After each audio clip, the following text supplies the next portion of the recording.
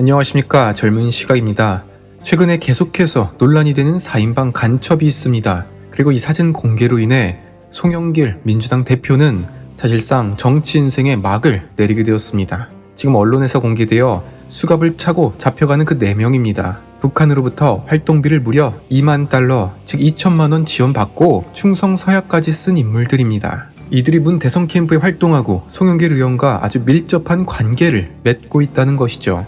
최근에 송영길의 발언이 의아했습니다. 통신선 회복을 했다고 하더라도 한미연합 훈련은 계속해야 한다고 발언했습니다. 왜 그런가 하니 자신과 친밀하던 북한 간첩들이 잡히자 이에 대한 방어 기제로 오히려 자신은 한미동맹을 중시한다는 입장을 보이고자 함입니다. 이 간첩 4명 중 1명은 올해 초에 윤석열 당시 검찰총장의 탄핵을 촉구하는 광고 모금을 했다고 밝혀졌습니다. 이로써 일명 북한 증서가 발급된 것이죠. 윤석열 탄핵 제안서를 만들어서 한겨레 신문에 광고를 내자며 400만원 모금 운동을 합니다. 그 모금 계좌번호 명의를 보니까 DMZ 평화인간띠 운동 충북본부였습니다. 여기서도 평화라는 단어가 등장하네요. 간첩 혐의자 4명이 북한 공작원의 지령을 받고 활동한 것이 바로 저 DMZ 평화인간띠 운동이었습니다. 그런데 윤석열 탄핵 모금명도 동일했다는 것이죠. 정리를 하자면 북한의 지령을 받은 활동이 평화운동인데 그중 하나가 윤석열 탄핵 모금이었다.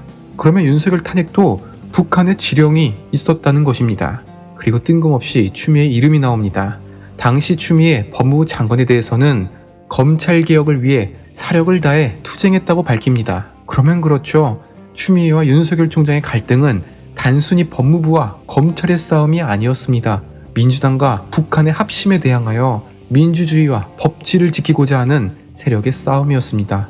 그 간첩 집단은 민영배, 김두관 민주당 의원도 거론합니다.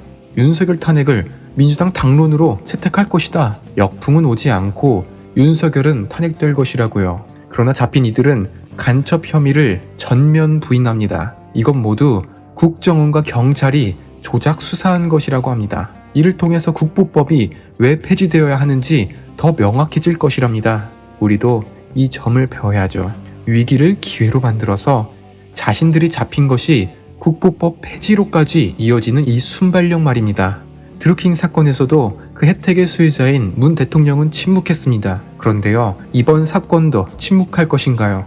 입이 10개라도 한마디 못할 것입니다. 그 보좌진이 A4 용지에 대본이라도 써주지 않는다면 말이죠. 그리고 오늘 송영길은 마트에 갔다가 대망신을 당하기도 했습니다. 서초구의 하나로마트 양지점을 방문해서 소비자 물가를 직접 점검했다고 밝힙니다. 조금만 사려고 삼겹살이랑 계란, 쌀, 그리고 과일 등을 사서 계산대에 올리자 17만 원이 찍힙니다. 자신들도 깜짝 놀랐습니다. 설마 마트에서 몇 개 샀다고 몇만 원도 안 할 줄 알았나 봅니다. 근처의 주부들께서 송영길에게 물가가 너무 올랐다고 대놓고 말합니다. 그러자 송 대표는 작년 태풍 피해에 올해 폭염 때문이라고 답합니다. 물가를 올린 이유로 말이에요. 참으로 자기들이 돈 풀고 최저임금 올려서 소비자 물가가 역대 최고를 찍게 하더니 남의 얘기하듯이 말합니다. 결국 민주당을 지지하는 층이라고 할 수 있는 주부들만 고생하고 있는데 언제쯤 정신을 차릴까요? 다음으로 문 대통령의 지시 한마디에 태양광의 효율이 급격히 높아진 명장면이 연출되었습니다. 지난달 태양광의 전력 비중은 2.9%에 불과했습니다. 한마디로 이번 한여름에 전력이 100이 필요하다면 그 중에서 3 정도만 태양광을 통해 얻었다는 말입니다. 그런데 이번 달에는 갑자기 11%로 껑충 올랐습니다.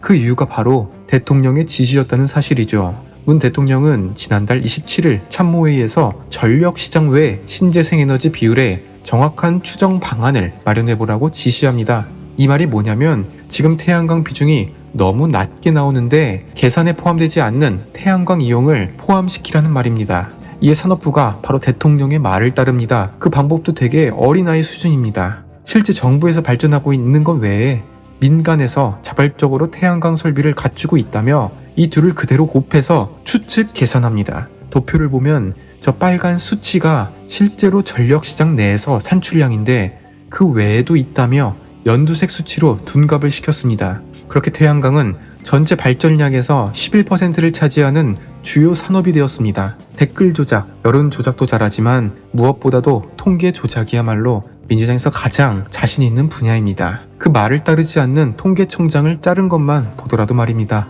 마지막으로 지금 경기도가 전국 지자체에 공유한 실무 매뉴얼이 논란의 대상에 올랐습니다. 유엔 안보리에서 내리는 대북 제재를 피하는 방법을 제시한 것입니다. 미국과 유엔은 북한으로 가는 물품 지원을 엄격히 통제하고 있습니다. 연이어 미사일 도발과 핵실험으로 인해 그들이 감내해야 하는 당연한 결과입니다. 마찬가지로 우리나라 또한 적용됩니다. 그럼에도 유엔에서 몇몇 사례의 경우 예외적으로 이 제재를 허용해줍니다. 이것을 경기도가 꿀팁이라며 전국에 공유한 것이죠. 대북 제재 면제 신청서 양식과 작성 방법을 알려줍니다. 특히 북한이 자체적으로 해당 사업을 할 수 없는 그 근거를 제시해야 통과될 확률이 높다고까지 알려주는 것이죠. 도대체 경기도는 얼마나 많은 북한 지원을 했기에 이렇게 잘 아는 것일까요? 그리고 이것도 범법 행위입니다. 유엔 대북 제재는 북한의 핵 미사일 개발을 저지하기 위한 목적입니다. 이것을 따르지 않는다는 것은 다른 의미로 북한의 핵 미사일 개발에 동조한다는 뜻이 되기도 합니다. 경기도는 매뉴얼에 유엔 제재위가 꼬리에 꼬리를 무는 질문을 할 것이다. 이에 북한 취약계층에 반드시 필요한 사업임을 부각할 필요가 있다고 강조합니다. 이것은 거짓말이죠. 반드시 북한에 필요한 사업이 아니라도 이렇게 하면 통과한다는 뜻 아닙니까? 알고 보니 경기도는 실제로 스마트 유리 온실 사업을 하여 대북 지원을 했습니다. 특히 위에서 언급한 그 팁들을 이용해서 말입니다. 국제에서 제재한 것을 경기도가 정면으로 배반합니다. 반면에 미국 국무부는 대북 제재를 계속 유지하겠다는 방침을 밝혔습니다. 미 국무부 대변인은 북한 강물 수출 허용, 정제유 수입 허용 요청에 대해 지금대로 유지할 것임을 말합니다. 특히 외교와 대화는 한반도 평화 수립을 위한 완전한 비핵화 달성이 필요하다고 강조합니다. 미국은 한반도 평화를 얘기하며 대북 제재를 꺼냈는데 우리나라는 평화를 얘기하며 대북 제재 면제를 하려고 합니다. 누가 잘못한 것일까요? 전 세계가 동참하는 일에 우리나라만 반대하고 있으니 대통령이 미국에 가서도 어떠한 환대를 못 받고 우리나라 사람이 맞아주는 장면도 있습니다. 안에서 새는 바가지 밖에서도 셉니다. 저는 정치 유튜브를 시작하면서 방송을 하다가 소재가 떨어지면 어떡하나 걱정을 했습니다. 그러나 그 걱정은 지금 싹 사라졌습니다. 너무나 많은 민주당의 실책에 시간이 부족할 지경입니다. 그래도 매일 방송하고 있으니 많은 분들께서 좋아하시는 것 같아 힘이 납니다. 앞으로도 잘 부탁드립니다. 지금까지 시청해주셔서 감사합니다. 구독과 좋아요 부탁드립니다. 감사합니다.